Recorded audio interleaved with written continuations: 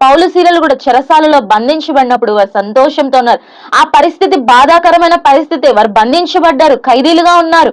అయినప్పటికీ కూడా వారు దేవుడైన యెహోవా యందు నమ్మిక ఉంచారు కాబట్టి ఆయనను బట్టి వారి హృదయంలో సంతోషిస్తా ఉన్నారు. ఈ ఉదయకాల సమయంలో ఏ వేదనతో, ఏ బాధతో, ఏ కష్టముతో, ఏ పరిస్థితిని బట్టి వాక్యం మీరు వింటా ఉన్నారో ఆయనను బట్టి మీరు సంతోషించండి. మనం ఆయన నమ్ముకున్నాం కదండి, ఆయన ఎప్పుడు కూడా మనల్ని విడిచిపెట్టడు. ఆయన నమ్ముకున్న వారికి ఆయన మేలైనదే చేస్తాడు.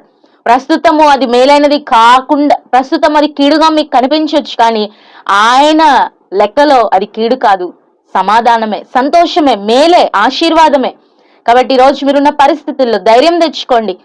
ఆయన మన కొరకు ప్రతి కార్యము కూడా సమయానుసారమైన జరిగిస్తాడు. సంతోషాన్ని మన జీవితంలో ఇస్తాడు. మన సంతోషము మనుషుల్ని బట్టి కాదు, మన సంతోషము మనకున్న ఆస్తిపాస్తుల్ని బట్టి కాదు, మన సంతోషము పరిస్థితులను బట్టి మారిపోయేది కాదు. దేవుణ్ణి బట్టి మనం సంతోషించాలి.